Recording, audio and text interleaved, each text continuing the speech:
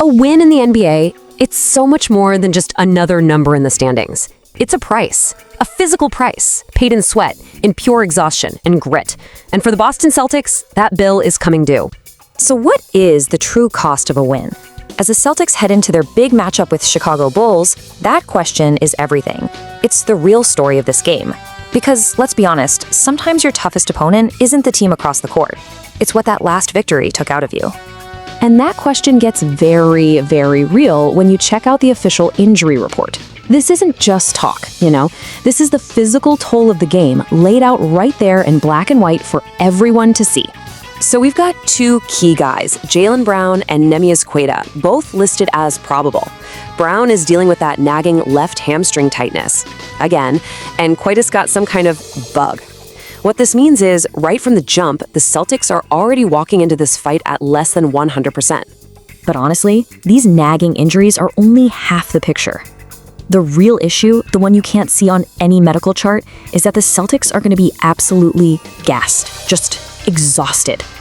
And to really get why, we've got to rewind the clock just 24 hours. Okay, so last night, this team went through what I can only call the Brooklyn Gauntlet. We're talking a brutal double overtime war against the Nets that pushed them to their absolute physical and mental limits. And just listen to these numbers. Jaylen Brown, yeah, the same guy with the tight hamstring, was on the court for an insane 46 minutes. Let that sink in. 46. That is basically an entire regulation game plus 2 overtimes. And it wasn't just him. Payton Pritchard ran his own marathon out there, putting in a heavy 40 minutes. And then you've got Sam Hauser, who had to dig deep for 39 tough minutes of his own. I mean, come on, these are staggering numbers for any game. But for the first night of a back-to-back, on the road, yeah, the fatigue is already baked right in. Okay, but here's the thing. This is where the story goes from just survival to something incredible. Because it wasn't just about them toughing it out, it was about how they performed through all that pain. Even with that hamstring bugging him, Jaylen Brown didn't just show up, he dominated. He literally willed his way to his 5th career triple-double. We're talking 27 points, 12 assists, and 10 rebounds. Just an unbelievable performance under pressure. And this quote from him says it all, really. It just shows you the mindset of a true star. He said, "I just didn't have that acceleration tonight, but I found other ways to be effective." Man, that's a veteran right there. He's adapting his game on the fly, understanding his body's limits, and still finding a way to win. And get this, the drama wasn't just on the court. Nope.